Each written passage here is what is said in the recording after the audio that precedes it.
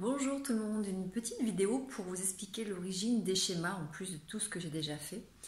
Les schémas précoces de l'enfance, donc qui sont inadaptés, se forment quand il y a eu des besoins qui n'ont pas été suffisamment nourris ou au contraire des besoins qui ont été trop nourris. C'est vrai que je me rends compte souvent dans mes vidéos que je parle souvent des besoins qui n'ont pas été nourris, mais je vous parle plus rarement des besoins qui ont été trop nourris par les parents envers l'enfant.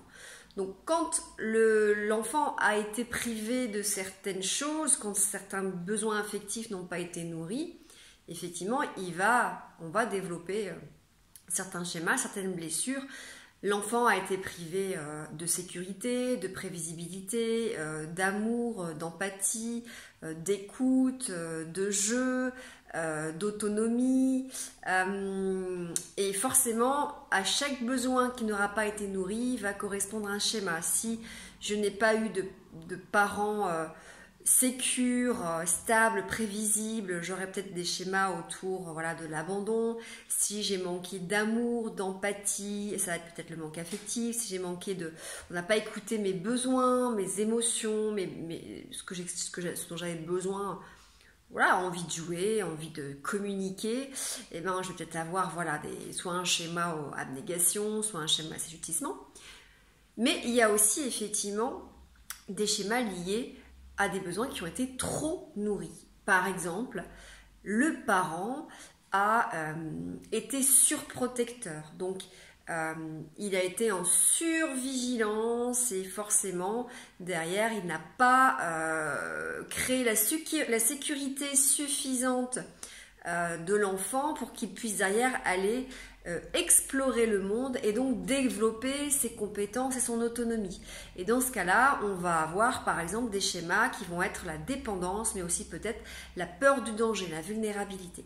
On peut aussi avoir des parents qui n'ont pas donné de limites, qui n'ont pas donné de cadre à leur enfant. Et dans ce cas-là, l'enfant n'a pas appris lui-même à soit contrôler ses émotions parce qu'on n'a pas appris, peut-être le parent n'arrivait pas à réguler lui-même ses émotions, mais il n'a pas appris à l'enfant à réguler ses émotions, ou l'enfant n'a pas appris à se poser de limites, de cadres par rapport à ce qui est acceptable, ce qui est moral, par rapport au respect des autres.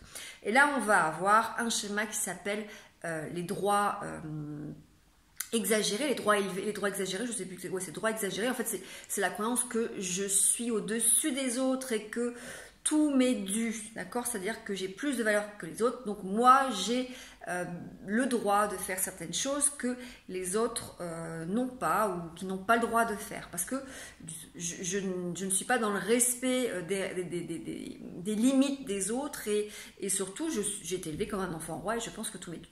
Voilà, donc je pensais que c'était important aussi de rectifier. Je vous parle souvent des besoins qui n'ont pas été nourris par les parents qui sont défaillants volontairement ou involontairement. Je parle plus rarement des besoins qui ont trop été nourris. Et c'est important de le savoir aussi en tant que parent, parce que c'est vrai que quand on a eu un schéma où on a manqué, on va compenser son schéma en faisant l'inverse. Donc par exemple, si j'ai été castrée entre guillemets quand j'étais enfant, je vais peut-être laisser beaucoup de liberté à mon enfant qui du coup n'aura pas de repères, n'aura pas de limite, qui va devenir un enfant roi qui va se croire tout permis. De la même façon,